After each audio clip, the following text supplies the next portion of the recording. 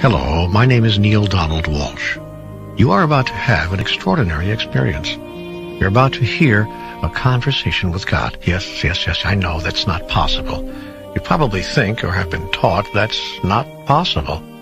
One can talk to God, sure, but not with God. I mean, God's not going to talk back, right? At least not in the form of a regular, everyday kind of conversation. Well, that's what I thought, too. Then this experience happened to me. I mean that literally. I mean the experience happened to me. The words you're about to hear were not written by me. They happened to me, and as you listen, the same experience will happen to you, for we are all led to the truth for which we are ready. God, it turns out, talks to everybody, the good and the bad, the saint and the scoundrel, and certainly all of us in between. Take you, for instance. God has come to you in many ways in your life. This is just another one of them. How many times have you heard the old axiom, when the student is ready, the teacher will appear? In the spring of 1992, it was around Easter, as I recall, an extraordinary phenomenon occurred in my life. God began talking with you through me. Let me explain. I was very unhappy during that period, personally, professionally, and emotionally, and my life was feeling like a failure on all levels. And as I'd been in the habit for years of writing my thoughts down in letters, which, by the way, I usually never delivered, I picked up my trusty yellow legal pad and began pouring out my feelings. But this time, rather than another letter to another person I imagined to be victimizing me, I thought I'd go straight to the source, straight to the greatest victimizer of them all. I decided to write a letter to God.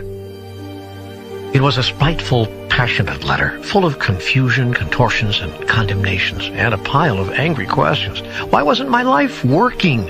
What would it take to get it to work? Why could I not find happiness in relationship? Was the experience of adequate money going to elude me forever? And finally, and most emphatically, what had I done to deserve a life of such continuing struggle? To my surprise, as I scribbled out the last of my bitter, unanswerable questions and prepared to toss my pen aside, my hand remained poised over the paper as if held there by some invisible force. Abruptly, the pen began moving on its own. I had no idea what I was about to write, but an idea seemed to be coming, so I decided to flow with it. Out came, "Do you really want an answer to all these questions, or are you just venting?" I blinked, and then my mind came up with a reply. I wrote that down, too. Both. I'm venting, sure, but if these questions have answers, I'd sure as hell like to hear them. You are sure as hell about a lot of things, but wouldn't it be nice to be sure as heaven? And I wrote, what is that supposed to mean? Before I knew it, I had begun a conversation, and I was not writing so much as taking dictation. What you are about to hear is a reading of a large portion of that dialogue. I hope you receive benefit from listening to it. The dialogue begins with a very simple question, actually. How does God talk? And to whom? I talk to everyone. All the time. The question is not to whom do I talk, but who listens? First, let's exchange the word talk with the word communicate. It's a much better word, a much fuller, more accurate one.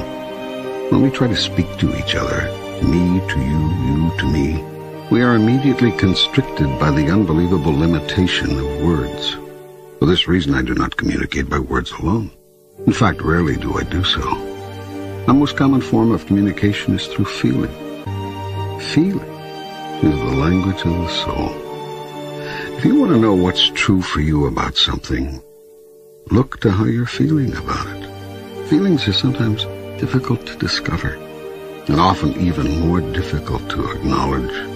Yet hidden in your deepest feelings is your highest truth. The trick is to get to those feelings. I will show you how. Again, if you wish. I also communicate with thought. Thought and feelings are not the same, although they can occur at the same time.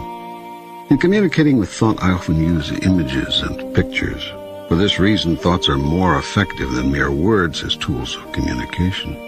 In addition to feelings and thoughts, I also use the vehicle of experience as a grand communicator. And finally, when feelings and thoughts and experience all fail, I use words.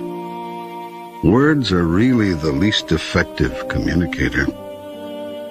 They are most open to misinterpretation, most often misunderstood. Why is that? It is because of what words are. Words are merely utterances, noises that stand for feelings, thoughts, and experience. They are symbols, signs, insignias. They're not truth. They're not the real thing. Words may help you understand something. Experience allows you to know. Yet there are some things you cannot experience. So I've given you other tools of knowing, and these are called feelings. And so too, thoughts. Now the supreme irony here is that you've all placed so much importance on the Word of God, and so little on the experience. In fact, you place so little value on experience that when what you experience of God differs from what you've heard of God, you automatically discard the experience and own the words, when it should be just the other way around. Your experience and your feelings about a thing represent what you factually and intuitively know about that thing. Words can only seek to symbolize what you know, and can often confuse what you know. These, then, are the tools with which I communicate. Yet they are not the methods. For not all feelings, not all thoughts, not all experience, and not all words are from me. Many words have been uttered by others in my name. Many thoughts and many feelings have been sponsored by causes not of my direct creation. Many experiences result from these. The challenge is one of discernment. The difficulty is knowing the difference between messages from God and data from other sources. Discrimination is a simple matter with the application of a basic rule. Mine is always your highest thought, your clearest word, your grandest feeling. Anything less is from another source. Now the task of differentiation becomes easy, for it should not be difficult even for the beginning student to identify the highest, the clearest, and the grandest. Yet will I give you these guidelines. The highest thought is always that thought which contains joy. The clearest words are those words which contain truth. The grandest feeling is that feeling which you call love. Joy, truth, love. These three are interchangeable, and one always leads to the other. It matters not in which order they are placed. Having with these guidelines determined which messages are mine and which have come from another source, the only question remaining is whether my messages will be heeded. Most of my messages are not. Some because they seem too good to be true. Others because they seem too difficult to follow. Many because they are simply misunderstood. Most because they are not received. My most powerful messenger is experience, and even this you ignore. Especially this you ignore. Your world would not be in its present condition were you to have simply listened to your experience. The result of your not listening to your experience is that you keep reliving it over and over again.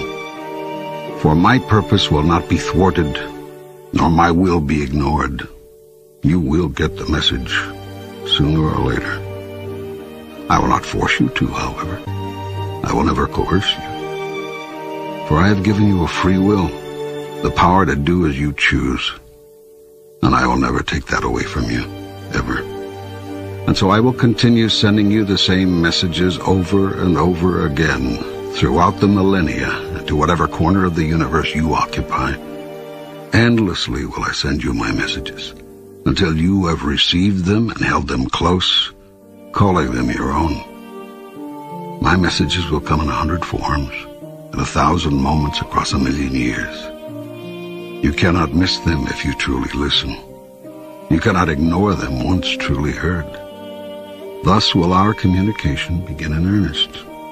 For in the past, You have only talked to me, praying to me, interceding with me, beseeching me. Yet now can I talk back to you, even as I'm doing here. How can I know this communication is from God? How do I know this is not my own imagination? What would be the difference? Do you not see that I could just as easily work through your imagination as anything else? I will bring you the exact right thoughts, words, or feelings at any given moment, suited precisely to the purpose at hand, using one device or several. You will know these words are from me because you, of your own accord, have never spoken so clearly. Had you already spoken so clearly on these questions, you would not be asking them. To whom does God communicate? Are there special people? Are there special times? All people are special, and all moments are golden. There's no person and there's no time one more special than another. Many people choose to believe that God communicates in special ways and only with special people. This removes the mass of the people from responsibility for hearing my message, much less receiving it, which is another matter, and allows them to take someone else's word for everything. You don't have to listen to me, for you've already decided that others have heard from me on every subject, and you have them to listen to. By listening to what other people think they heard me say, you don't have to think at all. This is the biggest reason for most people turning from my messages on a personal level. If you acknowledge that you are receiving my messages directly, then you are responsible for interpreting them.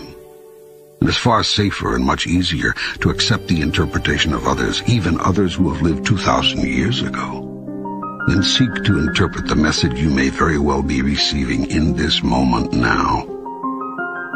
Yet I invite you to a new form of communication with God, a two-way communication.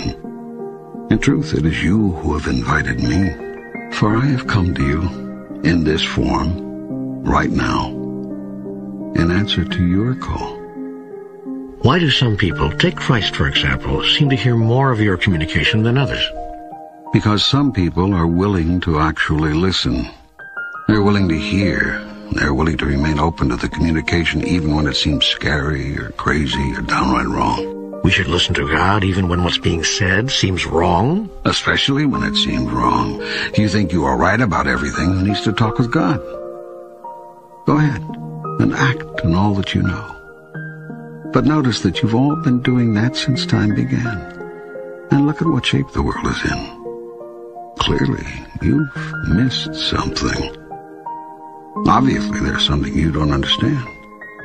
That which you do understand must seem right to you, because right is a term you use to designate something with which you agree. What you've missed will, therefore, appear at first to be wrong.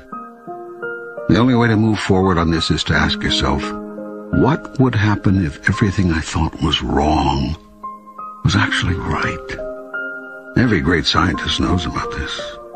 When what a scientist does is not working, a scientist sets aside all of the assumptions and starts over.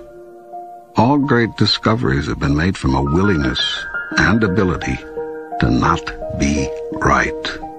And that's what's needed here. You cannot know God until you stop telling yourself that you already know God.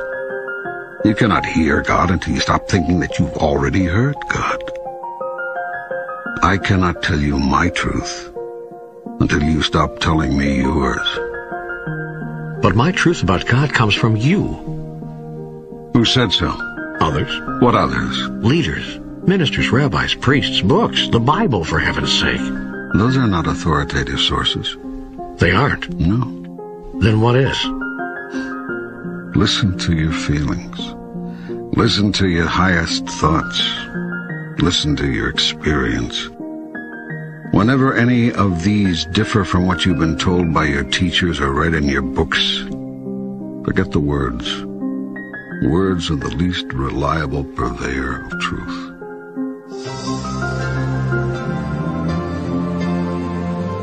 There is so much I want to say to you, so much I want to ask. I don't know where to begin. For instance, why is it that you do not reveal yourself? If there really is a God and you're it, why do you not reveal yourself in a way we can all understand? I have done so over and over. I'm doing so again right now. No, I mean by a method of revelation that is incontrovertible, that cannot be denied. Such as? Such as appearing right now before my eyes. I am doing so right now. Where? Everywhere you look. No, I mean in an incontrovertible way. What way would that be? In what form or shape would you have me appear? In the form or shape you actually have. That would be impossible, for I have no form or shape you understand. I could adopt a form or shape that you could understand, but then everyone would assume that what they have seen is the one and only form and shape of God, rather than a form or shape of God, one of many. People believe I am what they see me as, rather than what they do not see. But I am the great unseen, not what I cause myself to be in any particular moment. In a sense, I am what I am not. It is from the am-notness that I come, and to it I always return. Yet when I come in one particular form or another, a form in which I think people can understand me, people assign me that form forevermore. And should I come in any other form to any other people, the first say I did not appear to the second, because I did not look to the second as I did to the first, nor say the same things. So how could it have been me? You see, then, it matters not in what form or in what manner I reveal myself. Whatever manner I choose and whatever form I take, none will be incontrovertible. But if you did something that would evidence the truth of who you are beyond doubt or question, there are still those who would say it is of the devil, or simply someone's imagination, or any cause other than me. If I revealed myself as God Almighty, King of heaven and earth, and moved mountains to prove it, there are those who would say, it must have been Satan. And such is as it should be. For God does not reveal God's self to God's self from or through outward observation, but through inward experience. And when inward experience has revealed God's self, outward observation is not necessary. And if outward observation is necessary, inward experience is not possible. If then revelation is requested, it cannot be had. For the act of asking is a statement that it is not there, that nothing of God is now being revealed. Such a statement produces the experience. For your thought about something is creative, and your word is productive, and your thought and your word together are magnificently effective in giving birth to your reality. Therefore shall you experience that God is not now revealed, for if God were, you would not ask God to be. Does that mean I cannot ask for anything I want? Are you saying that praying for something actually pushes it away from us? This is a question which has been asked through the ages, and has been answered whenever it has been asked. Yet you have not heard the answer, or will not believe it. The question is answered again in today's terms and today's language, thusly. You will not have that for which you ask, nor can you have anything you want. This is because your very request is a statement of lack, and you're saying you want a thing only works to produce that precise experience, wanting in your reality. The correct prayer is therefore never a prayer of supplication, but a prayer of gratitude. When you thank God in advance for that which you choose to experience in your reality, you in effect acknowledge that it is there, in effect. Thankfulness is thus the most powerful statement to God, an affirmation that even before you ask, I have answered. Therefore, never supplicate, appreciate. But what if I am grateful to God in advance for something and it never shows up? That could lead to disillusionment and bitterness. Gratitude cannot be used as a tool with which to manipulate God. a device with which to fool the universe. You cannot lie to yourself. Your mind knows the truth of your thoughts. You are saying, thank you, God, for such and such, all the while being very clear that it isn't there in your present reality. You can't expect God to be less clear than you, and so produce it for you. God knows what you know, and what you know is what appears as your reality. But how then can I be truly grateful for something I know is not there? Faith. If you have but the faith of a mustard seed, you shall move mountains. You come to know it is there because I said it is there. Because I said that even before you ask, I shall have answered. Because I said and have said to you in every conceivable way, through every teacher you can name, that whatsoever you shall choose, choosing it in my name, so shall it be. Yet so many people say that their prayers have gone unanswered. No prayer, and a prayer is nothing more than a fervent statement of what is so, goes unanswered. Every prayer, every thought, every statement, every feeling is creative. To the degree that it is fervently held as truth, to that degree will it be made manifest in your experience. When it is said that a prayer has not been answered, what has in actuality happened is that the most fervently held thought, word, or feeling has become operative. Yet what you must know, and here's the secret, is that always it is the thought behind the thought, what might be called the sponsoring thought, that is the controlling thought. If therefore you beg and supplicate, there seems a much smaller chance that you will experience what you think you are choosing. Because the sponsoring thought behind every supplication is that you do not have now what you wish. That sponsoring thought becomes your reality. The only sponsoring thought which could override this thought is the thought held in faith that God will grant whatever is asked without fail. Some people have such faith, very few. The process of prayer becomes much easier when, rather than having to believe that God will always say yes to every request, one understands intuitively that the request itself is not necessary. Then the prayer is a prayer of thanksgiving. It is not a request at all, but a statement of gratitude for what is so. When you say that a prayer is a statement of what is so, are you saying that God does nothing, that everything which happens after a prayer is a result of the prayer's action? If you believe that God is some omnipotent being who hears all prayers, says yes to some, no to others, and maybe, but not now, to the rest, you are mistaken. By what rule of thumb would God decide? If you believe that God is the creator and decider of all things in your life, you are mistaken. God is the observer, not the creator. And God stands ready to assist you in living your life, but not in the way you might expect. It is not God's function to create or uncreate the circumstances or conditions of your life. God created you in the image and likeness of God. You have created the rest through the power God has given you. God created the process of life and life itself as you know it. Yet God gave you free choice to do with life as you will. In this sense, your will for you is God's will for you. You are living your life the way you are living your life. I have no preference in the matter. This is the grand illusion in which you have engaged, that God cares one way or the other what you do. I do not care what you do, and that is hard for you to hear.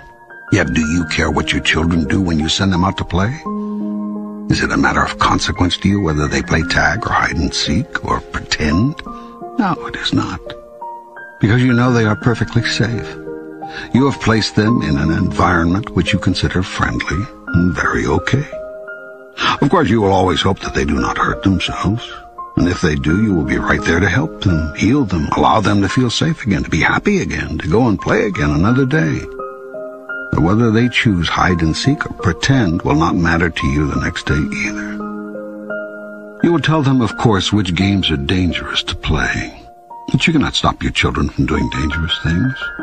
Not always, not forever. Not in every moment from now until death. It is the wise parent who knows this.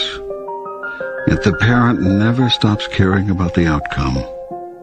It is this dichotomy, not caring deeply about the process, but caring deeply about the result, that comes close to describing the dichotomy of God.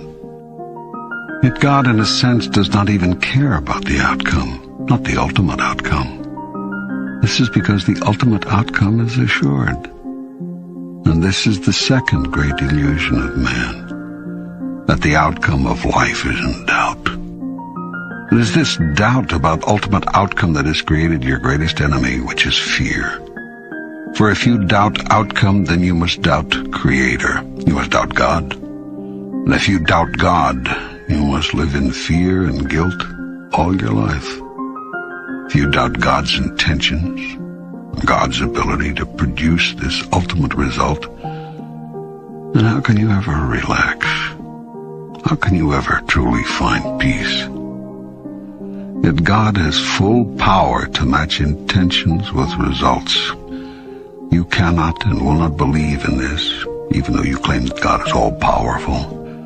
And so you have to create in your imagination a power equal to God, in order that you may find a way for God's will to be thwarted.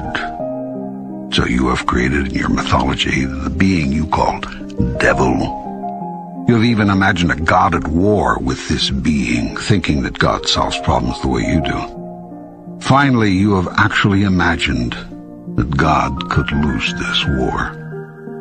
All of this violates everything you say you know about God, but this doesn't matter. You live your illusion, and thus feel your fear, all out of your decision to doubt God. But what if you made a new decision? What then would be the result? I tell you this, you would live as the Buddha did, as Jesus did, as did every saint you have ever idolized. Yet, as with most of these saints, people would not understand you. And when you tried to explain your sense of peace, your joy in life, your inner ecstasy, they would listen to your words but not hear them. They would try to repeat your words, but would add to them. They would wonder how you could have what they cannot find. And then they would grow jealous. Soon jealousy would turn to rage, and in their anger they would try to convince you that it is you who do not understand God. And if they were unsuccessful at tearing you from your joy, they would seek to harm you. So enormous would be their rage. And when you told them it does not matter, that even death cannot interrupt your joy nor change your truth, they would surely kill you. Then, when they saw the peace with which you accepted death, they would call you a saint and love you again. For it is the nature of people to love, then destroy, then love again that which they value most. But why? Why do we do that? All human actions are motivated at their deepest level by one of two emotions, fear or love. In truth, there are only two emotions, only two words in the language of the soul. These are the opposite ends of the great polarity which I created when I produced the universe and your world as you know it today. These are the 2 points, the alpha and the omega, which allow the system you call relativity to be. Without these 2 points, without these 2 ideas about things, no other idea could exist. Every human thought and every human action is based in either love or fear. There's no other human motivation, and all other ideas are but derivatives of these 2. They are simply different versions, different twists on the same theme. Think on this deeply, and you will see that it is true. This is what I have called the sponsoring thought. It is either a thought of love or fear. This is the thought behind the thought behind the thought. It is the first thought It is prime force. It is the raw energy that drives the engine of human experience. And here is how human behavior produces repeat experience after repeat experience. It is why humans love, then destroy, then love again. Always there's the swing from one emotion to the other. Love sponsors fear, sponsors love, sponsors fear. And the reason is found in the first lie. The lie which you hold is the truth about God, that God cannot be trusted, that God's love cannot be depended upon, that God's acceptance of you is conditional, that the ultimate outcome is thus in doubt. For if you cannot depend on God's love to always be there, on whose love can you depend? If God retreats and withdraws when you do not perform properly, will not mere mortals also? And so it is that in the moment you pledge your highest love, you greet your greatest fear. The first thing you worry about after saying I love you is whether you'll hear it back. And if you hear it back, then you begin immediately to worry that the love you have just found you will lose. And so all action becomes a reaction, defense against loss, even as you seek to defend yourself against the loss of God. Yet if you knew who you are, that you are the most magnificent, the most remarkable, the most splendid being God has ever created, you would never fear. For who could reject such wondrous magnificence? Not even God could find fault in such a being. But you do not know who you are, and you think you are a great deal less. Where did you get the idea of how much less than magnificent you are? And the only people whose word you would take on everything, from your mother and your father. These are the people who love you the most. Why would they lie to you? Yet have they not told you that you are too much of this, and not enough of that? Have they not reminded you that you are to be seen and not heard? Have they not scolded you in some of the moments of your greatest exuberance? And did they not encourage you to set aside some of your wildest imagining? These are the messages you've received, and though they do not meet the criteria and are thus not messages from God, they might as well have been. For they have come from the gods of your universe, surely enough. It was your parents who taught you that love is conditional. You have felt their conditions many times, and that is the experience you take into your own love relationships. It is also the experience you bring to me. From this experience you draw your conclusions about me. Within this framework you speak your truth. God is a loving God, you say, but if you break his commandments, he will punish you with the eternal banishment and everlasting damnation. For have you not experienced the banishment of your own parents? Do you not know the pain of their damnation? How, then, could you imagine it to be any different with me? You have forgotten what it was like to be loved without condition. You do not remember the experience of the love of God, and so you try to imagine what God's love must be like, based on what you see of love in the world. You have projected the role of parent onto God, and have thus come up with a God who judges and rewards or punishes based on how good he feels about what you've been up to. But this is a simplistic view of God, based on your mythology. It has nothing to do with who I am. Having thus created an entire thought system about God based on human experience rather than spiritual truths, you then create an entire reality around love. It is a fear-based reality, rooted in the idea of a fearful, vengeful God.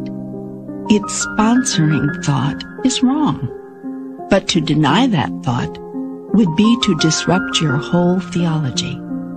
And though the new theology, which would replace it, would truly be your salvation, you cannot accept it, because the idea of a God who is not to be feared, who will not judge, and who has no cause to punish is simply too magnificent to be embraced within your grandest notion of who and what God is. This fear-based love reality dominates your experience of love. Indeed, actually creates it. For not only do you see yourself receiving love which is conditional, you also watch yourself giving it in the same way. And even while you withhold and retreat and set your conditions, a part of you knows this is not what love really is. Still, you seem powerless to change the way you dispense it. You've learned the hard way, you tell yourself, and you'll be damned if you're going to leave yourself vulnerable again. Yet the truth is, you'll be damned if you don't. By your own mistaken thoughts about love, do you damn yourself never to experience it purely? So too, do you damn yourself never to know me as I really am, until you do. For you shall not be able to deny me forever, and the moment will come for our reconciliation. Every action taken by human beings is based in love or fear, not simply those dealing with relationships. Decisions affecting business, industry, politics, religion, the education of your young, the social agenda of your nations, the economic goals of your society, choices involving war, peace, attack, defense, aggression, submission, determinations to covet or give away, to save or to share, to unite or to divide. Every single free choice you ever undertake arises out of one of the only two possible thoughts there are: a thought of love or a thought of fear. Fear is the energy which contracts, closes down, draws in, runs, hides, hoards, harms. Love is the energy which expands, opens up, sends out, stays, reveals, shares, heals. Fear wraps our bodies in clothing. Love allows us to stand naked. Fear clings to and clutches all that we have. Love gives all that we have away. Fear holds close. Love holds dear. Fear grasps. Love lets go. Fear rankles. Love soothes. Fear attacks. Love amends. Every human thought, word, or deed is based in one emotion or the other. You have no choice about this, because there is nothing else from which to choose. But you have free choice about which of these to select. You make it sound so easy. And yet in the moment of decision, fear wins more often than not. Why is that? You've been taught to live in fear. You have been told about the survival of the fittest, and the victory of the strongest, and the success of the cleverest. Precious little is said about the glory of the most loving. And so you strive to be the fittest, the strongest, the cleverest, in one way or another. And if you see yourself as something less than this in any situation, you fear loss, for you've been told that to be less is to lose. And so of course you choose the action fear sponsors, for that is what you've been taught. Yet I teach you this: when you choose the action love sponsors, then you will do more than survive. Then you will do more than win. Then you will do more than succeed. Then will you experience the full glory of who you really are and who you can be. To do this, you must turn aside the teachings of your well-meaning but misinformed worldly tutors and hear the teachings of those whose wisdom comes from another source.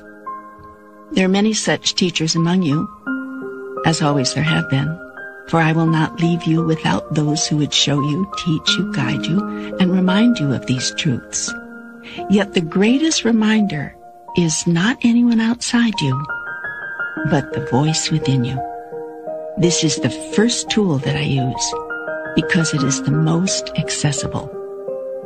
The voice within is the loudest voice with which I speak because it is the closest to you.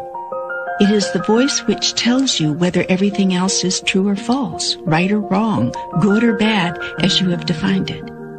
It is the radar that sets the course, steers the ship, guides the journey, if you but let it. It is the voice which tells you right now whether the very words you are listening to are words of love or words of fear. By this measure can you determine whether they are words to heed or words to ignore.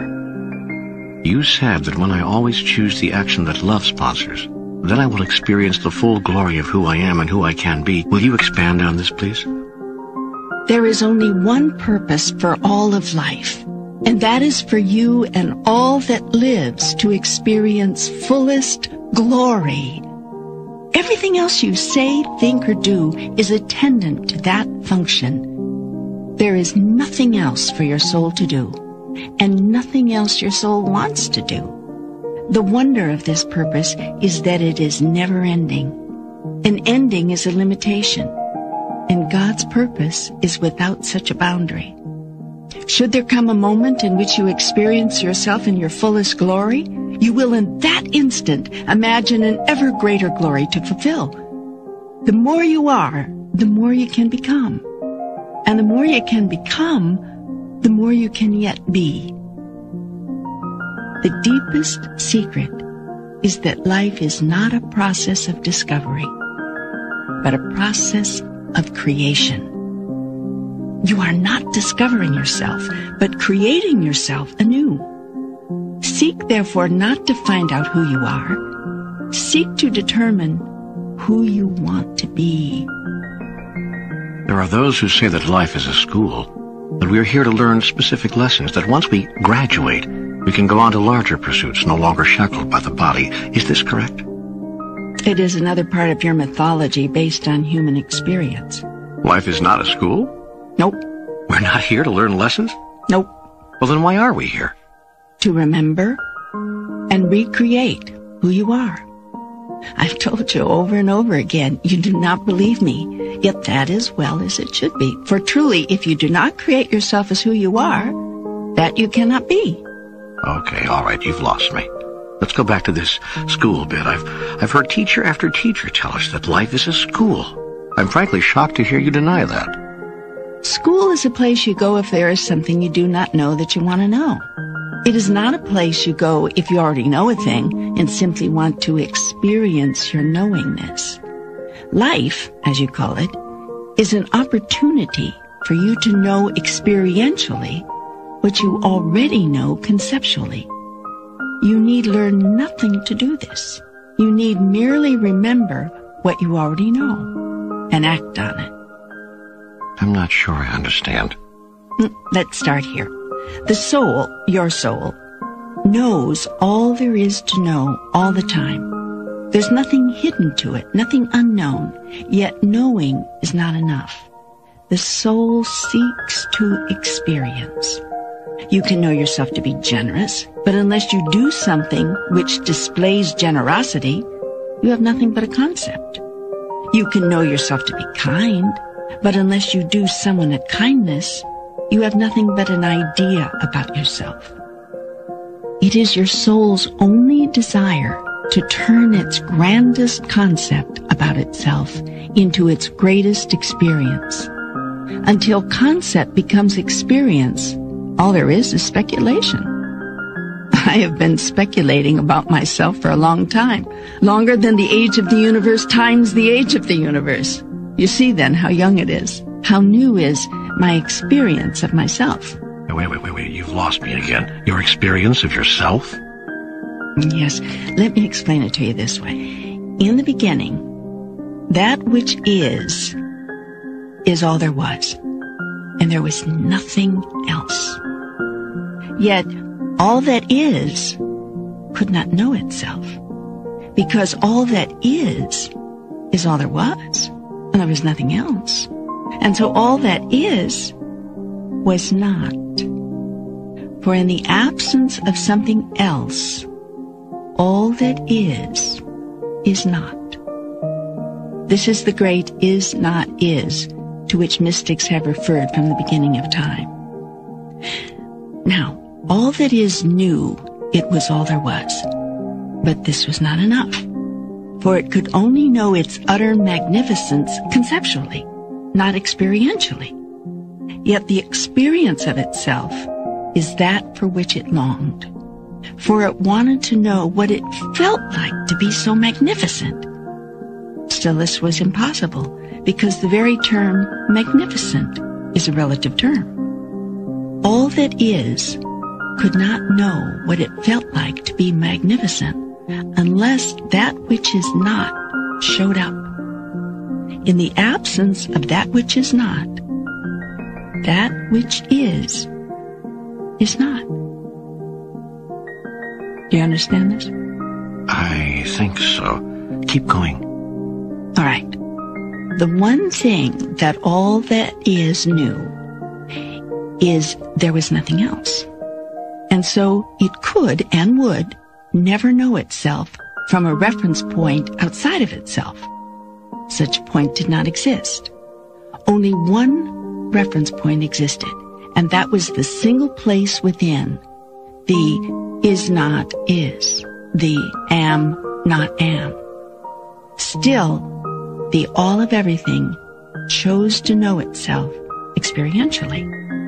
This energy, this pure, unseen, unheard, unobserved, and therefore unknown by anyone else energy, chose to experience itself as the utter magnificence it was. In order to do this, it realized it would have to use a reference point within. It reasoned quite correctly that any portion of itself would necessarily have to be less than the whole, and that if it thus simply divided itself into portions, each portion, being less than the whole, could look back on the rest of itself and see magnificence. And so all that is divided itself, becoming in one glorious moment that which is this and that which is that. For the first time, this and that existed, quite apart from each other, and still both existed simultaneously, as did all that was neither. Thus, three elements suddenly existed: that which is here, that which is there, and that which is neither here nor there, but which must exist for here and there to exist. It is the nothing which holds the everything. It is the non-space which holds the space. It is the all which holds the parts. Can you understand this? Are you following this? I think I am, actually. Believe it or not, you've used such a clear illustration that I think I'm actually understanding this. I'm going to go further. Now, this nothing which holds the everything is what some people call God. Yet that is not accurate either, for it suggests that there is something God is not, namely everything that is not nothing. But I am all things, seen and unseen. So this description of me as the great unseen, the no thing, or the space between, an essentially Eastern mystical definition of God, is no more accurate than the essentially Western practical description of God as all that is seen. Those who believe that God is all that is and all that is not are those whose understanding is correct. Now, in creating that which is here and that which is there, God made it possible for God to know itself. In the moment of this great explosion from within, God created relativity, the greatest gift God ever gave to itself. Thus, relationship is the greatest gift God ever gave to you, a point to be discussed in detail later. From the no thing, thus sprang the everything. A spiritual event entirely consistent, incidentally, with what your scientists call the Big Bang Theory. As the elements of all raced forth, time was created. For a thing was first here, then it was there, and the period it took to get from here to there was measurable. Just as the parts of itself which are seen began to define themselves relative to each other, so too did the parts which are unseen. God knew that for love to exist and to know itself as pure love, its exact opposite had to exist as well. So God voluntarily created the great polarity, the absolute opposite of love. Everything that love is not, what is now called fear. In the moment fear existed, love could exist as a thing that could be experienced. It is this creation of duality between love and its opposite, which humans refer to in their various mythologies as the birth of evil, the fall of Adam, the rebellion of Satan, and so forth. Just as you have chosen to personify pure love as the character you call God, so have you chosen to personify abject fear as the character you call the devil. Some on earth have established rather elaborate mythologies around this event, complete with scenarios of battles and war, angelic soldiers and devilish warriors, the forces of good and evil, of light and dark. This mythology has been mankind's early attempt to understand and tell others in a way they could understand, a cosmic occurrence of which the human soul is deeply aware, but of which the mind can barely conceive. In rendering the universe as a divided version of itself, God produced from pure energy all that now exists, both seen and unseen. In other words, not only was the physical universe thus created, but the metaphysical universe as well, the part of God which forms the second half of the am-not-am equation, also exploded into an infinite number of units smaller than the whole. These energy units you would call spirits. In some of your religious mythologies, it is stated that God the Father had many spirit children.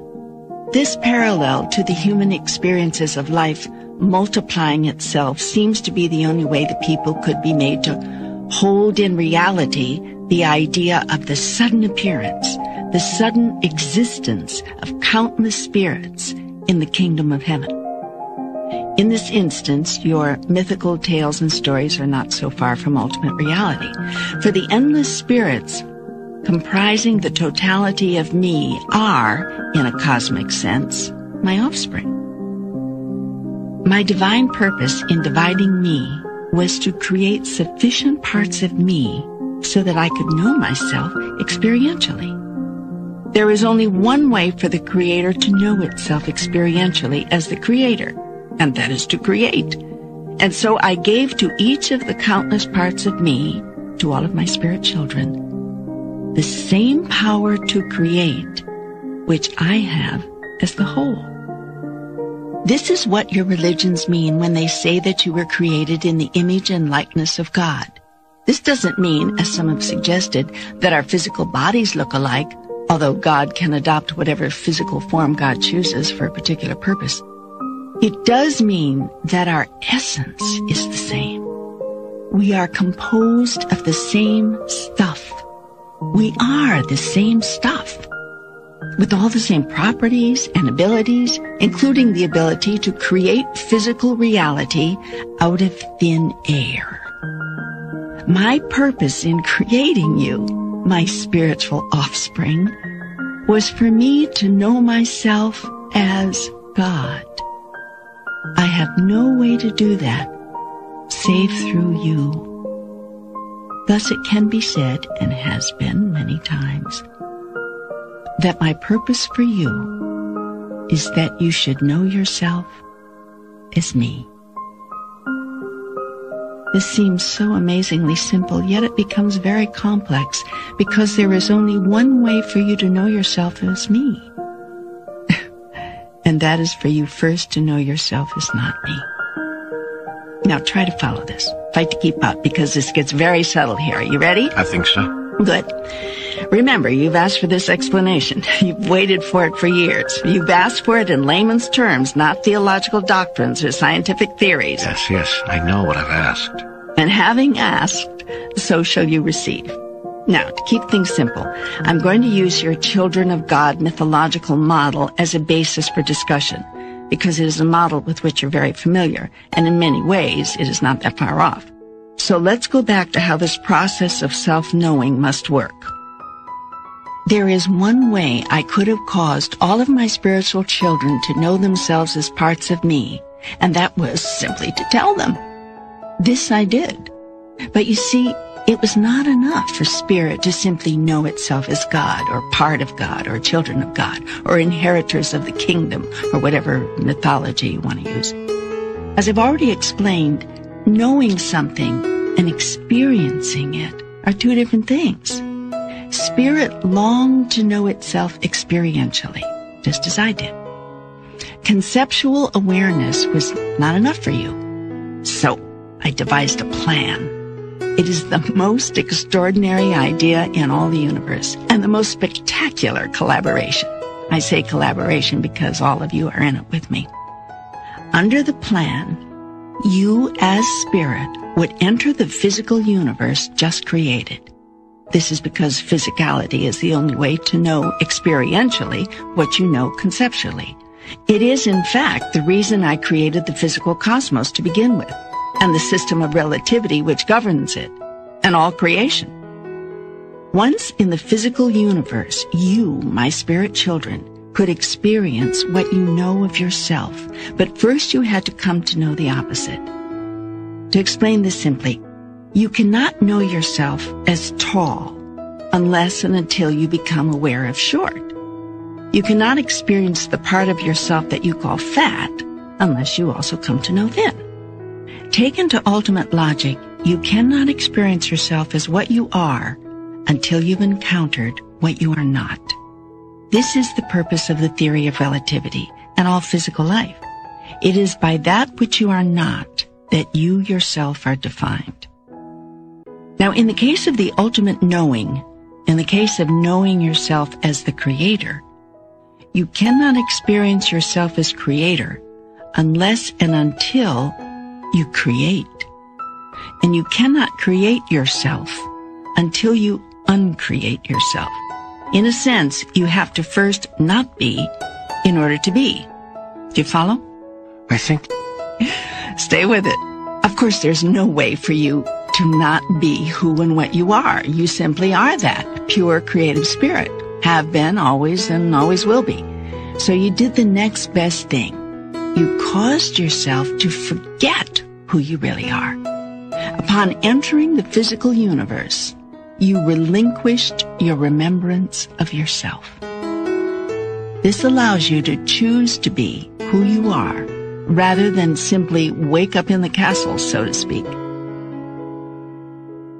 It is in the act of choosing to be, rather than simply being told that you are a part of God, that you experience yourself as being at total choice, which is what, by definition, God is. Yet, how can you have a choice about something over which there is no choice? You cannot not be my offspring, no matter how hard you try. But you can forget. You are, have always been, and will always be a divine part of the divine whole, a member of the body.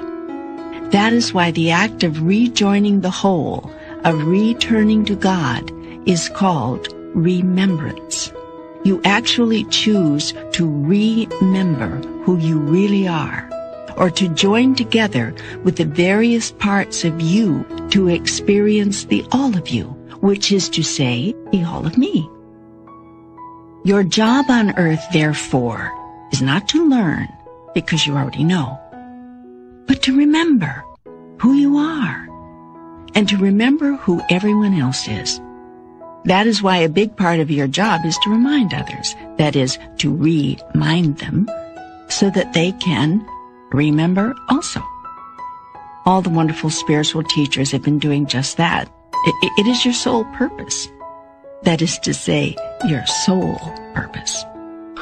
My God, this is so simple and so symmetrical. I mean, it all fits in. It suddenly all fits. I see now a picture I've never quite put together before. Good. That's good. That is the purpose of this dialogue. You have asked me for answers. I have promised I would give them to you. You will render my words accessible to many people. It is part of your work.